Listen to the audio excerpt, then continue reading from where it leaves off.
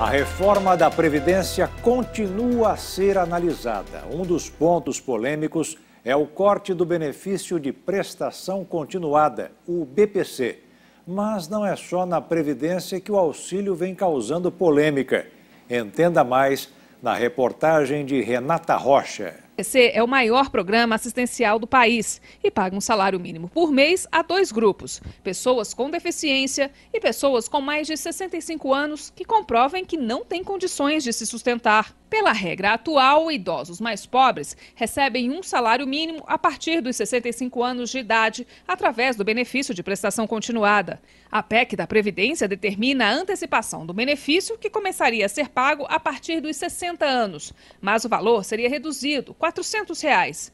O salário mínimo viria a partir dos 70 anos. A idade vai aumentando quando a expectativa de vida subir. Segundo o Ministério da Economia, as mudanças no BPC, junto com a aposentadoria na reforma da Previdência, gerariam uma economia de mais de 127 bilhões de reais nos próximos 10 anos. Idosos e pessoas com deficiência que dependem do BPC, o benefício de prestação continuada, correm o risco de ficar sem o dinheiro a partir de julho. É que o projeto de lei que autoriza o governo federal a gastar 248 bilhões com recursos obtidos com títulos do Tesouro Nacional se encontra parado no Congresso.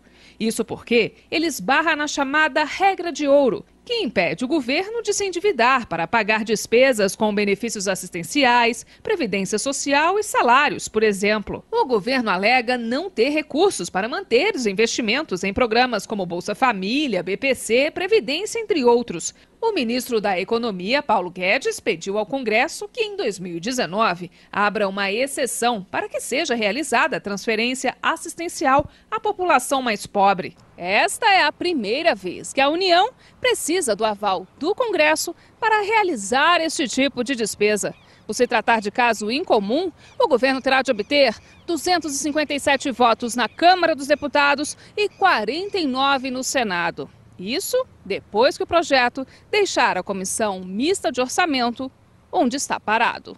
Vincular despesas como o BPC, Previdência, Bolsa Família e subsídios à autorização pedida ao Congresso foi uma decisão do governo do ex-presidente Michel Temer durante a elaboração do orçamento de 2019. Parlamentares da oposição apostam em uma derrota do Palácio do Planalto, já que o projeto de lei precisa ser aprovado até junho, data limite para que o governo não tenha que realizar cortes nos programas.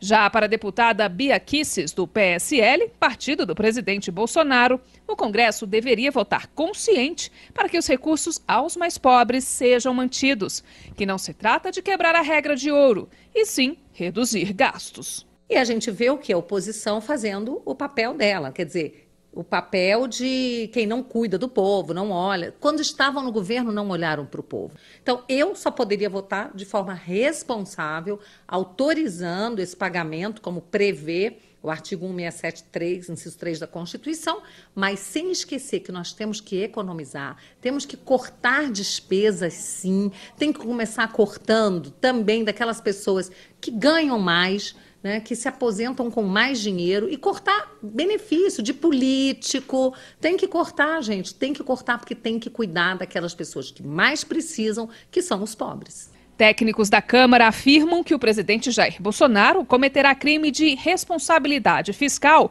se fizer a transferência de recursos aos beneficiários no segundo semestre deste ano, sem que tenha conseguido a autorização do Congresso. De acordo com dados do Ministério da Cidadania, caso o governo não tenha sucesso em sua negociação, mais de 4,6 milhões de beneficiários do BPC serão diretamente afetados pelo corte do programa. Um desses auxílios do governo à população mais pobre, o benefício de prestação continuada, o BPC, é um dos principais entraves para a aprovação da reforma da Previdência. De acordo com a deputada, o governo está disposto a negociar alternativas para o BPC, para que a proposta não fique emperrada. Eu tenho uma proposta que eu acho que é muito interessante. É só você tornar o BPC, a nova regra, a regra proposta, facultativa. Então, quem quiser continuar na regra atual, recebendo aos 65 anos o salário mínimo, que continue. Quem preferir receber 400 aos 60 anos e poder receber Então, aos 70 o salário mínimo,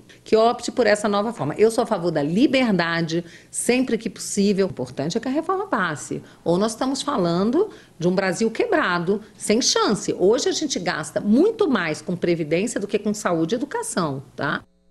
O presidente Jair Bolsonaro e o ministro da Economia, Paulo Guedes, defenderam em entrevista coletiva a aprovação da reforma da Previdência.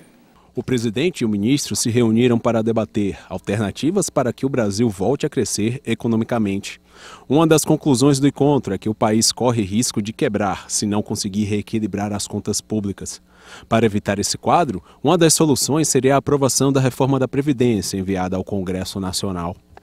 O mundo, depois de crescer por vários anos, estimulado pelos bancos centrais, está em desaceleração, em franca desaceleração. E o Brasil, ao contrário, o Brasil que era prisioneiro de uma armadilha de baixo crescimento dos últimos 10 anos, em 0,5% ao ano, vai recuperar o seu crescimento econômico pelo caminho das reformas. Outra alternativa, se o Brasil continuar tendo déficit ano a ano, é imprimir moeda, né, Paulo Guedes? Eu acho que se for imprimir moeda, você sabe o que vem atrás, vem a inflação. Outro é conseguir empréstimo aí fora. Será que querem emprestar para nós? Ou com que taxa de juros? Nós não temos outra alternativa. É a reforma da Previdência, é o primeiro grande passo para nós conseguirmos aqui a nossa liberdade econômica.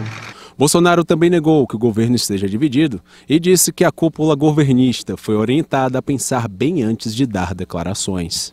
De acordo com a origem do problema, a melhor resposta é ficar quieto. Essa orientação que eu tenho falado, porque temos coisas muito mais importantes para discutir no Brasil. Aqueles que, porventura, não têm um tato político, estão pagando um preço junto à mídia. Agora, não existe grupo de militares, nem grupo de olavos aqui. Tudo é um time só.